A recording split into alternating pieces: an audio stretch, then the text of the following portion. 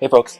So when you start working as a designer, you're going to very quickly realize that in these brainstorming sessions and meetings that you're going to be in, it doesn't take very long for people to start really aligning with your ideas. And, for leadership to really buy into your proposals. In fact, it's very typical that whatever you design, there's a high chance that it's going to be implemented.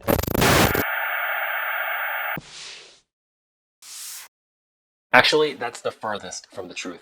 In fact, I actually think it's unhealthy for your work environment to be like that, because the whole point of collaboration is for you to actually have good conflict so that the best ideas can win the day. And for the best ideas to really have a chance at, driving real outcomes, I think everyone on the team should be equipped to change each other's minds. The problem is that when you are struggling to get your ideas across, or for your ideas to really be given a chance of any sort, people really resort to just a very few number of approaches. Typically, it's to add in more process, more documentation, or it's to repeat yourself. And of course, the knee-jerk reaction is to just provide more facts. So if you give people more information, surely they will change your mind.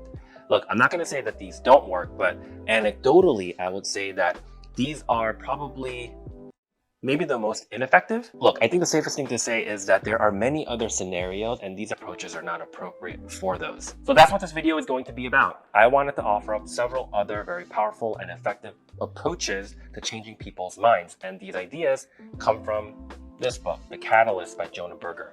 Jonah Berger is a professor at the Wharton School of Business, and I felt like this book was extremely helpful in giving me the tactics, the practices, the methods to change people's minds, and it helped me design better and be a better designer.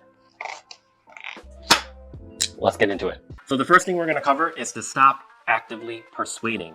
And that is very counterintuitive, but for it to really sink in, you have to ask yourself the question, when was the last time your mind was changed when you were fully aware that someone is actively trying to convince you to do something, or if they're just hard selling you on something?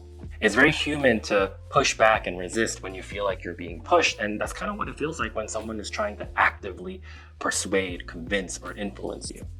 So if not that, then what do we actually do?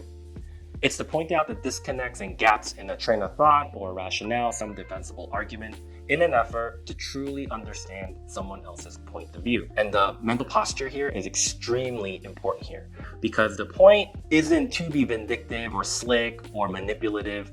Absolutely not. The point here is for you to be able to critically think about ideas, and you could only do that if you fully understand them.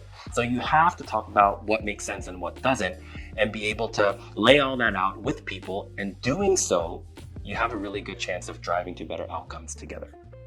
Sometimes it's uncomfortable to change, and I think it's completely understandable if someone argues that, no, you shouldn't make a decision. You should keep things the way they are, keep the status quo. It's less risky, it's more prudent. But if you're on the other side of this argument, it may feel natural to want to nudge a little bit, to push just a little bit harder. Just maybe if you could get them comfortable with that new idea or that new proposal, then they may change their mind. This may work sometimes, but I think a really powerful thing is being overlooked here, which is that there actually is a cost to no decision. There is a cost to keeping things the same, keeping the status quo.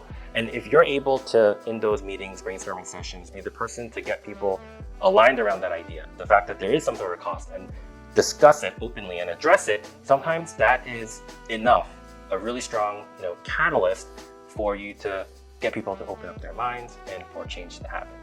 Sometimes the issue is actually distance, figuratively and literally. So figuratively, someone might not have full context on your idea. They may not have experience or history with it.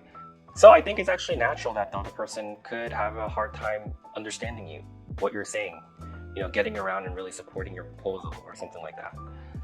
And quite literally, maybe the person you're working with is so far away, or you work remote and haven't had the chance to really develop that trust.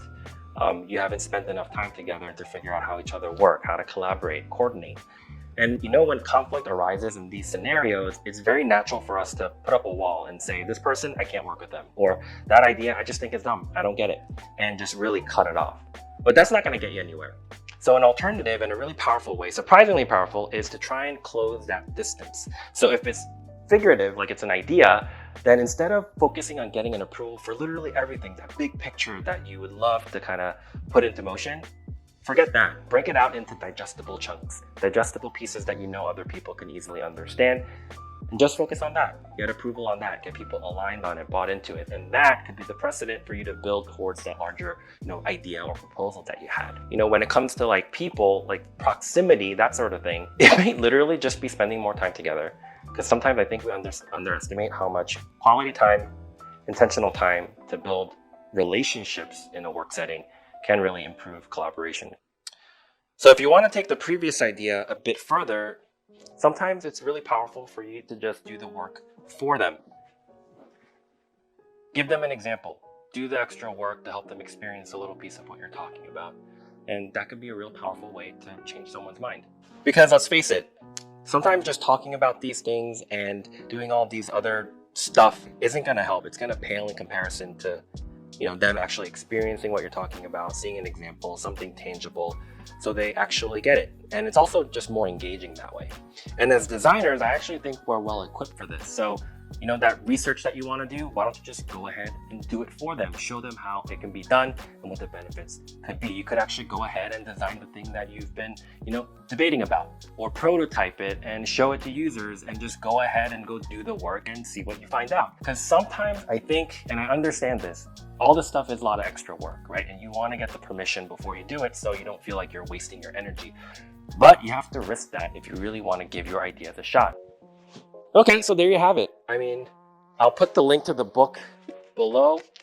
I barely scratched the surface with this video, so I really highly recommend that you go and get the book, check it out. It's called The Catalyst by Jonah Berger. Consider it like a piece of your first year MBA program, curriculum, that kind of thing. This really helped me out. I think it will help you too. So I'll see you in the next one.